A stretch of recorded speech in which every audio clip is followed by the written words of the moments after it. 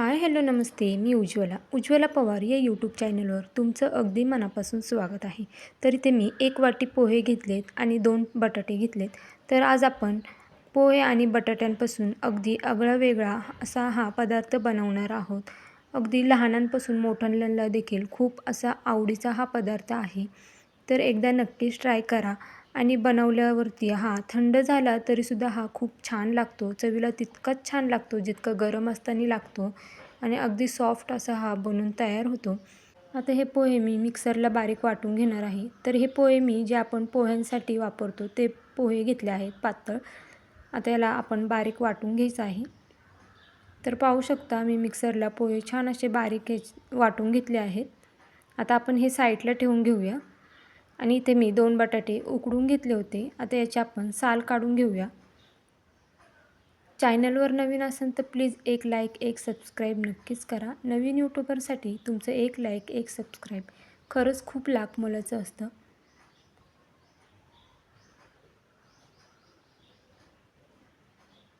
तर अशाच पद्धतीने मी दोन्हीसुद्धा बटाट्यांची साल काढून घेते.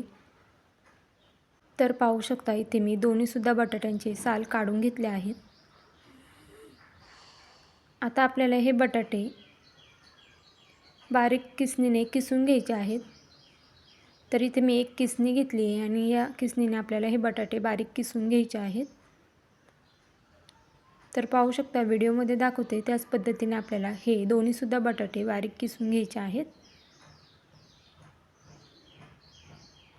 तुम्ही हा पदार्थ तुम्ही मुलांना टिफिनसाठी सुद्धा झटपट करून देऊ शकता किंवा मग तुम्ही नाश्त्याला देखील हा पदार्थ करू शकता किंवा मग आदल्यामधल्या वेळेमध्ये तुम्ही हा पदार्थ बनवून खाऊ शकता.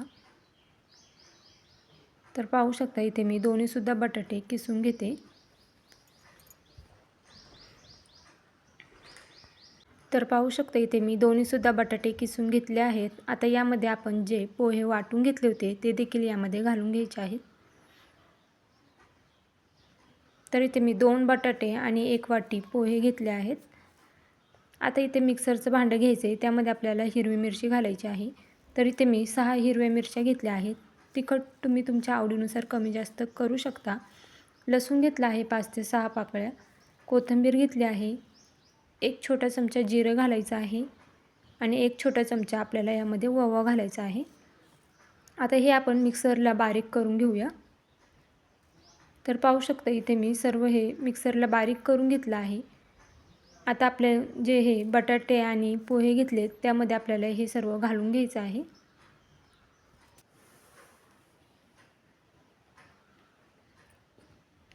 आता इथे मी मिरचीचा वापर केला आहे. तुम्ही या मिरचीऐवजी मिरची पावडर घेतली तरीसुद्धा चालणार आहे. आता यामध्ये आपल्याला थोडीशी हळद घालायची आहे आणि चवीनुसार मीठ घालायचं आहे. आता हे सर्व आपण मिक्स करून घेऊया.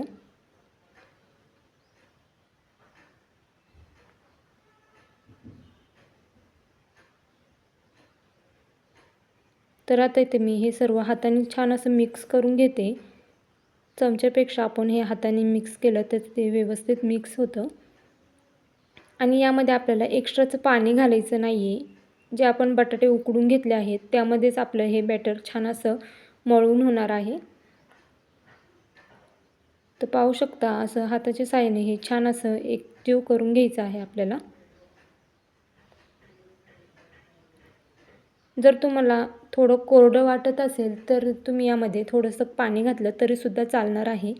पण मी यामध्ये पाणी घालणार नाही आहे कारण की हे बॅटर व्यवस्थित तयार होणार आहे. 2 बटाट्यांमध्ये हे व्यवस्थित तयार होणार आहे. ह्याचा आपल्याला एक गोळा तयार करून घ्यायचा आहे. आता याला बँडिंग येण्यासाठी यामध्ये आपण 2 चमचे गव्हाचं पीठ घालणार आहोत. खूप जास्त गव्हाचं पीठ घालायचं नाही आहे, नाहीतर मग ह्याला गव्हाच्या पिठाचीच चव येणार. त्यामुळे फक्त आपल्याला ह्याला बँडिंगसाठी आपल्याला इथे गव्हाचं पीठ वापरायचं आहे. तर अगदी 2 चमचेच यामध्ये आपल्याला गव्हाचं पीठ घालायचं आहे. आता गव्हाचं पीठ घातल्यानंतर हे पुन्हा छान असं एकजीव करून घ्यायचं आहे आपल्याला हाताने. ह्याचा आपल्याला एक गोळा तयार करून घ्यायचा आहे. तर पाहू शकता व्हिडिओमध्ये दाखवते त्याच पद्धतीने आपल्याला हे छान मळून घ्यायचं आहे। तर पाहू शकता इथे मी छान असं हे पीठ मळून घेतलं आहे। आता आपल्याला थोडंसं हातावरती तेल घेऊन याला सर्व लावून घ्यायचे तेल।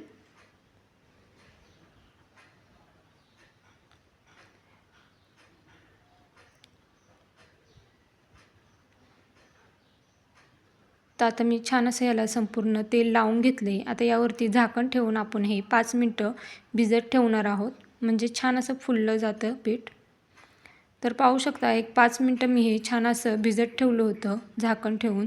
तर छान असं पीठ फुललं आहे आपलं आणि मऊ देखील झालं आहे।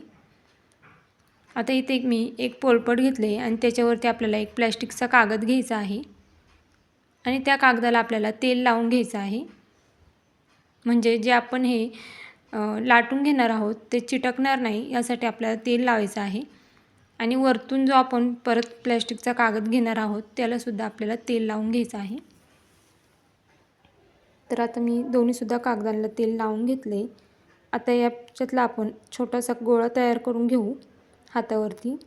तर या पद्धतीने आपल्याला हा गोळा तयार करून घ्यायचा आहे। तर पाहू शकता या पद्धतीने आपल्याला हा गोळा तयार करायचा आहे। आता या कागदावरती आपण हे ठेवूया आणि यावरती आपण दुसरा कागद ठेवून घेऊया। ज्या साईडने आपण तेल लावले ते साईड ठेवून घ्यायची याच्यावरती आणि लाटण्याने आपण हे लाटून घ्यायचं आहे।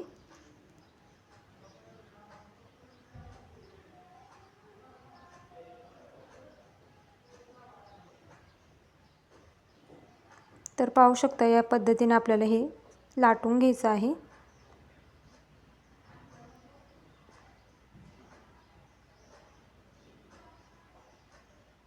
चॅनलवर नवीन असाल तर प्लीज एक लाईक एक सबस्क्राईब नक्कीच करा।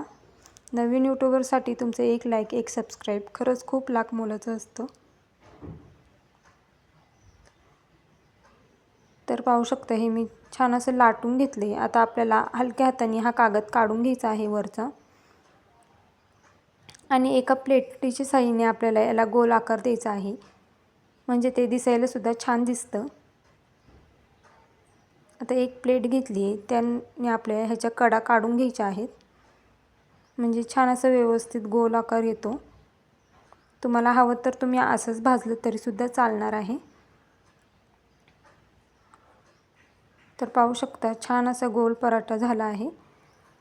आता इथे मी गॅसवरती तवा ठेवला आहे आणि यावरती आपल्याला तेल घालून घ्यायचं आहे। तवा गरम झाला आहे, आता यावरती आपल्याला हा पराठा घालून घ्यायचा आहे। तर तुम्हाला आता कळलंच असेल की आपण पोहे आणि बटाट्यांपासून नक्की काय बनवत आहोत। तर खूप छान असा हा पराठा होतो आणि अगदी झटपट होतो। तुम्ही मुलांना टिफिनसाठी सुद्धा करून देऊ शकता। तर आता इथं मी बाजूने तेल सोडून घेतलं आहे आणि 1 मिनिटभर आपल्याला हे एका साईडने भाजून घ्यायचं आहे।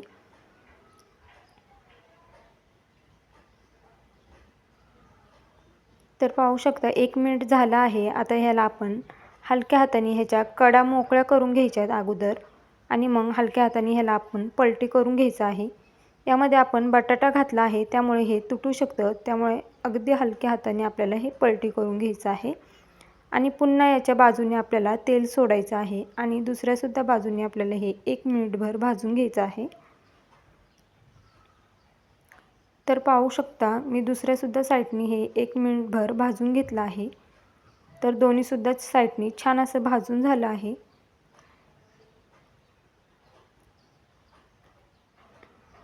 तर आता याला मी एका प्लेटमध्ये काढून घेते।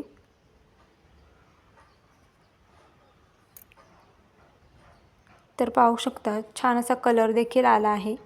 आता याला आपण एका प्लेटमध्ये काढून घेऊया आणि याच पद्धतीने मी दुसरासुद्धा पराठा लाटून घेतला आहे। आता तो देखील मी तुम्हाला भाजून दाखवते। तर इथे तव्यावरती आपल्याला थोडंसं तेल टाकायचं आहे, जेणेकरून पराठा खाली चिटकणार नाही। आता यावरती हा पराठा आपल्याला अलगद टाकायचा आहे आणि याच्या साईडने देखील आपल्याला तेल सोडायचं आहे।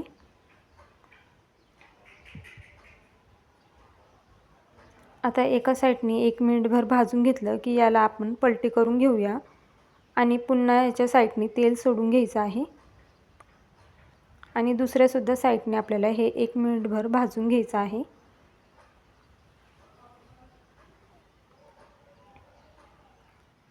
तर पाहू शकता आपण दोन्हीसुद्धा साईडने छान असा हा पराठा खरपूस भाजून घेतला आहे। आता याला देखील आपण एका प्लेटमध्ये काढून घेऊया आणि याच पद्धतीने मी बाकीचे सुद्धा पराठे बनवून घेते आणि मग तुम्हाला दाखवते। तर पाहू शकता छान असे हे पराठे झालेत। आता बाकीचे सुद्धा पराठे बनवून घेते। तर पाहू शकता इथे मी सर्व पराठे बनवून घेतले आहेत आणि हे पराठे अगदी नरम होतात। तर पाहू शकता व्हिडिओमध्ये तुम्हाला दिसतच असेल खूप छान असे नरम हे सॉफ्ट पराठे तयार झाले आहेत। तुम्ही हे मुलांच्या टिफिनसाठी सुद्धा झटपट बनवून देऊ शकता आणि हे पराठे तुम्ही दह्यासोबत किंवा सॉससोबत किंवा मग लोणच्यासोबत देखील खाऊ शकता। अगदी कशासोबत देखील खाल्ले तरी हे पराठे तितकेच छान लागतात। तर कशी वाटली तुम्हाला माझी आजची ही रेसिपी हे मला कमेंट करून नक्कीच सांगा आणि तुम्ही माझा व्हिडिओ कुठून पाहताय हे देखील कमेंट करून सांगायला विसरू नका। तर भेटूया उद्या एक अशाच नवीन रेसिपीसोबत। तोपर्यंत सर्वांनी काळजी घ्या। बाय।